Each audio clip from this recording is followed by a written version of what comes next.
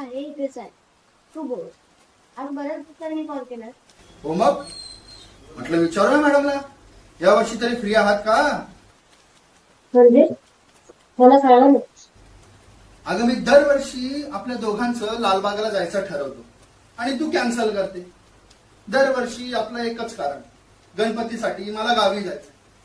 मला वाटतं या वर्षी आपलं लालबागचं दर्शन होणार. तुला गावी काही जाता येणार नाही. पाऊस बघितला का किती बाहेर ते. आम्ही बाबा चाकरी मारली. आम्ही बापासाठी गावी तर जाणारच. पाऊस असू दे नाही तर काहीही असू दे. आणि ते एक कारण असतं गावी जायची वर जपून ठेवतं ना. अगं पण एक वर्ष नाही गेलीस तर काही होणार आहे का? नको जाऊस ना, थांबून जा. नाही रे, वर्षातली हीच 8-10 दिवस तर आम्ही भरभरून जातो. पापाला गावी जाणं म्हणजे तुम्हाला समजतंय का? एक समाधान असतं, एक वेगळं सुख असतं. सगळे भावंड, मित्र मंडळ, आई बाबा सगळ्यांची भेट होते. आणि आईच्या हातचं खायला मिळतं रे.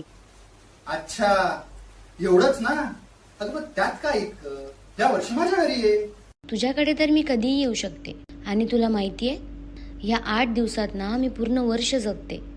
बाबांसोबत बापासाठी केलेली ती सजावट आणि आईने बनवलेल्या त्या उकडीच्या मोदकांवर ताव मारणं आणि संध्याकाळच्या आरतीसाठी जी मेहफिल भरते ना, टाळ आणि ढोलकीसह तो आरतीचा नाद. वा, कधी गावी जाते आणि कधी नाही असं झालंय मला. अगं हो हो, तुझं हे सगळं बोलणं ऐकून ना खरं तर मला सुद्धा आता गावी जायची ओढ लागली.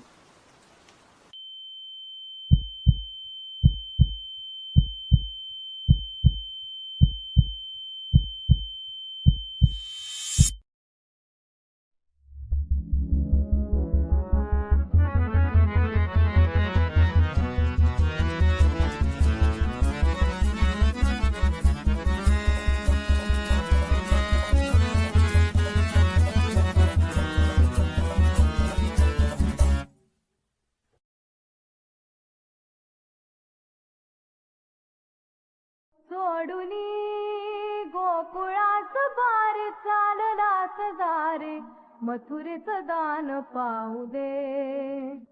सोडुनी गोकुळास बारे चाललास दारे मथुरेच दान पाहू दे.